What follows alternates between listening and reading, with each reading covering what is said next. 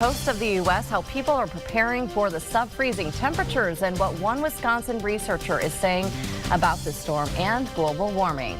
Also, just one day after announcing his plan to close a troubled youth prison, Governor Scott Walker gives more details about where he wants to build the 5 new centers to replace it and why he chose those areas.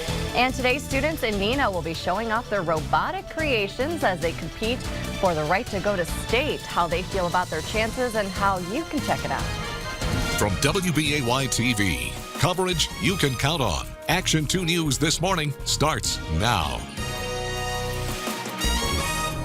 Good morning, everybody. Thanks for joining us on your Saturday. I'm Aisha Morales. And I'm Jenny Curtis. We'll talk about those stories here in just a moment, including, of course, the temperatures. We've been talking about it, for a couple of weeks now, and we've just been frozen. Yes, I actually have a little piece of paper with some stats on it, and of course I left it over on my other desk. But it is the 15th day in a row where we've had temperatures measure at or below 0. And that's been the longest stretch since, I think, 1973, 1974. Impressive. So, yeah, it's pretty impressive. It's been a long stretch. Now, we're going to break it tomorrow. Good. Tomorrow's temperatures will be warmer, but this morning we're at 9 below in Green Bay. We're at 18 below in Antigo, 11 below in Iron Mountain, Sturgeon Bay at 4 below, Manitowoc at 3 below. So still all of us below 0 this morning.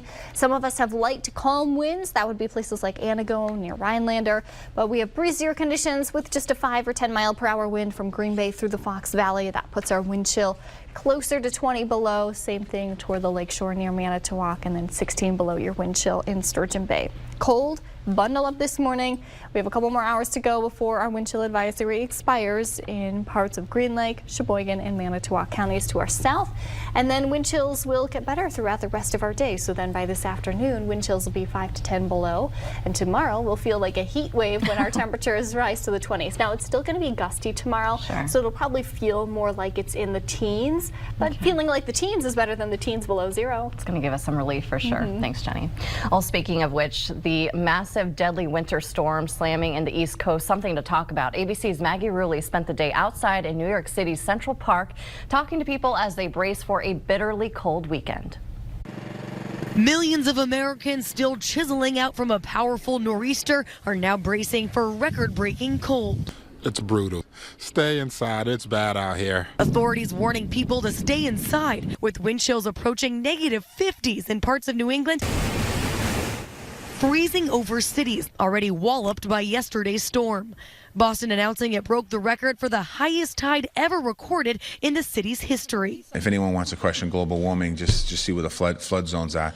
Those zones didn't flood 30 years ago. Freezing floods that turned into life or death, with dozens of rescues along the Massachusetts coast. There was like cars outside almost completely underwater.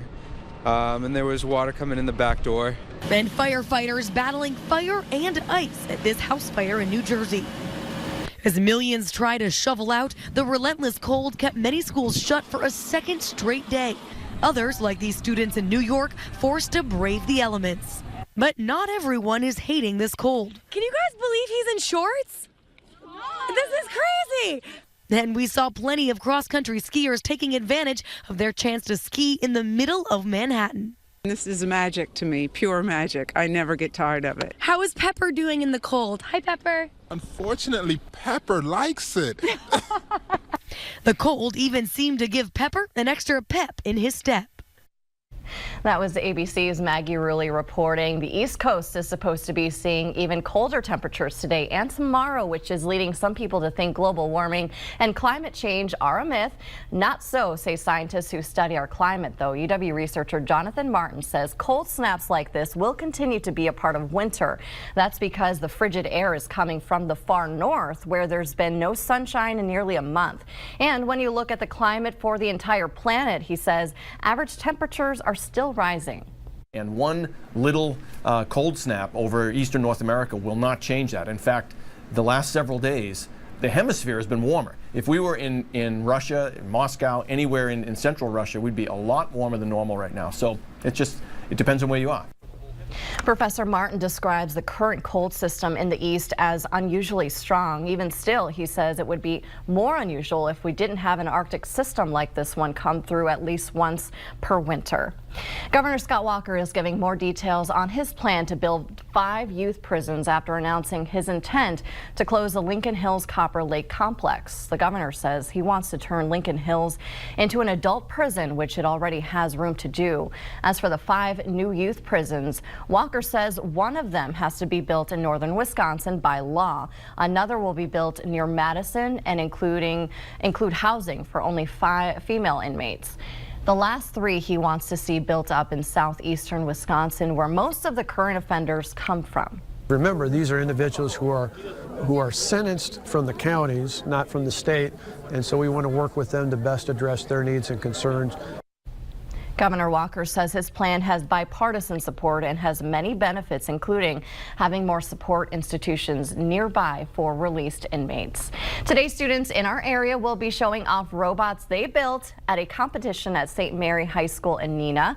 32 teams from around the area will compete to secure spots in the state competition and an award in the tournament. The robots they've built will be judged on performance and design. There will be a course set up where the robots will have to collect as many cones as possible to earn points.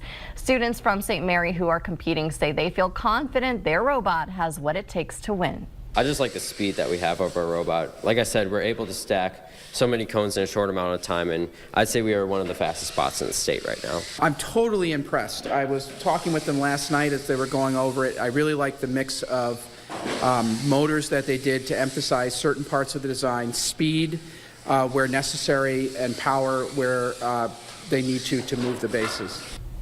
Today's competition is free to watch and starts this morning at 9:30 with qualifying matches. Awards will be handed out at 5 tonight, so good luck to all of you. New year, new me. It's something a lot of us are saying this time of year. For those of you determined to get in shape in 2018, we have a few suggestions to keep you on your path to a better bod after the break. You're watching Action 2 News This Morning Weekend Edition with Aisha Morales. Coverage you can count on. Closed campus.